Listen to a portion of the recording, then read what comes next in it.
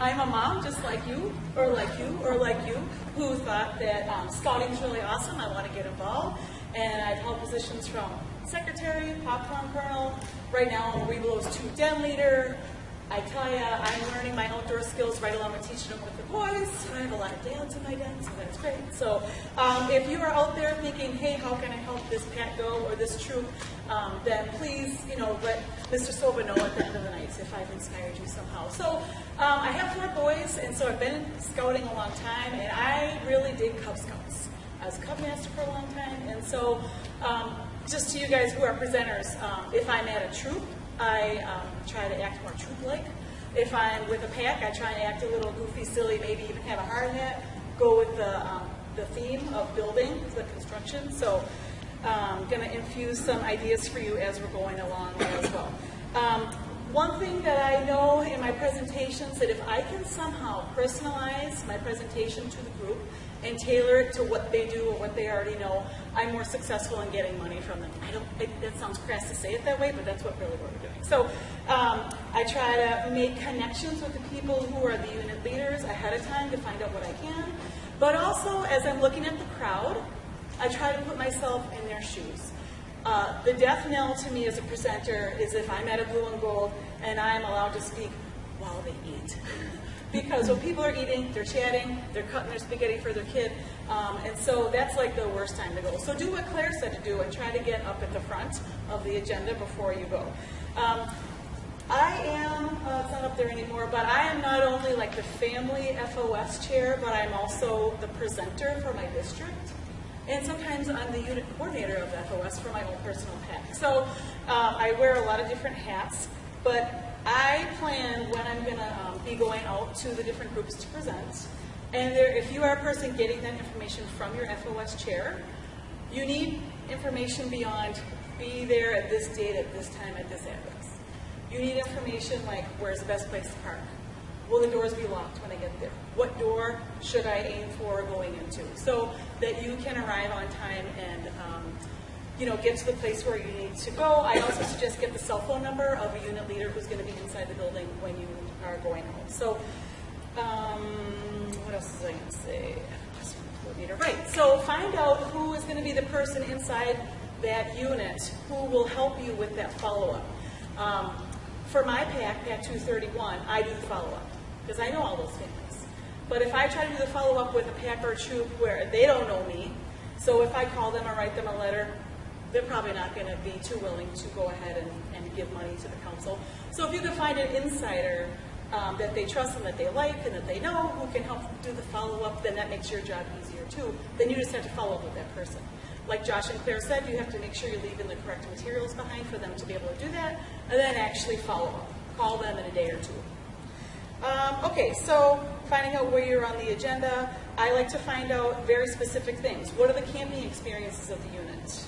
What are the service opportunities in the unit? Do they do scouting for food? Do they do other service things that packs and troops, isn't a council-led event?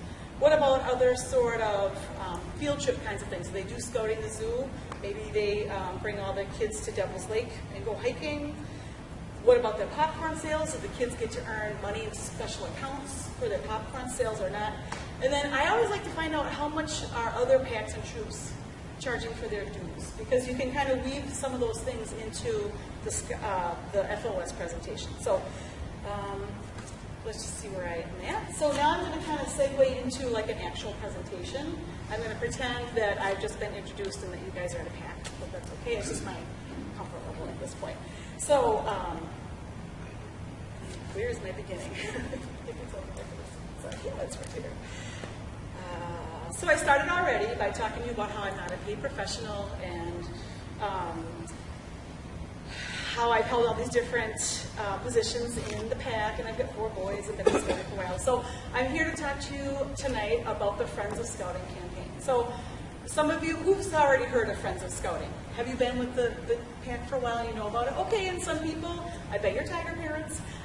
You are probably wondering, I'm just finally getting a grip on the difference between a pack and a den. Now I have to learn all this other terminology. But basically, it's a fundraising campaign that we do annually. You're learning about your boys' den, you're learning about the bigger pack, but guess what? There's also a district level of scouting and a council level of scouting. And your pack and your den, your son will receive resources filtered from the top down so that they can have a great scouting experience. So I want to encourage you tonight to become a friend of scouting. And I'm going to tell you some key reasons why I feel so strongly about it and why I go from pack to pack and troop to troop talking about the Friends of Scouting.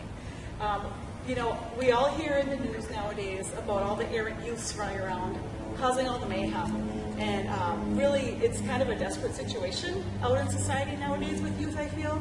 And I love how scouting from the get-go starts to build the character of the son.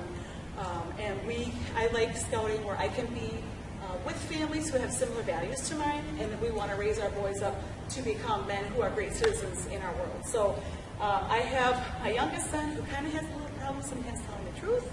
I don't know if some parents out there have this problem with their kid, but because we're scouts, it gives me another platform to be able to train him up to understand, we're honest people, even though it could be a consequence, we try to always tell the truth. So I love the values that Scouts teaches, along with that self-reliance of trying something. It might not be the best, but at least you did your best. And, learning from your failures and moving on and building on those failures to success. What about camping? Are there any boys in the room? Have you guys ever gone camping? If you love camping, give me an oh yeah. Oh yeah. Thank you for playing. What's great about Scouts is that outdoor adventure part. We go on hikes, we go and we pick up litter, we rub crayons on paper of the bark of trees and then try to come back and figure out what tree they were when we get back. And we commune with nature, and it's a chance for the boys to put down those video games and put away those screens. If you're a parent, have you ever had an argument with your son about getting off his Game Boy, closing the laptop? I know you're out there. So it's really nice that we get the boys up and moving and enjoying nature. I see here tonight a special boy over here with a yellow braid around his uniform. I know what that means. That means you're the denner for your den, doesn't it, right? So you have some job that you have to do. So what's your job? Okay, then the little boy will answer. Or sometimes I've seen Boy Scouts helping out. And a lot of times it's the older son of like the Cub Master or something like that. So then I'll say, young man, come right up here, and I'll point out this Boy Scout and how he is a den chief. And he is in a position of leadership. So if I see that stuff in the room, I'll pull it out and I'll use that in my talk.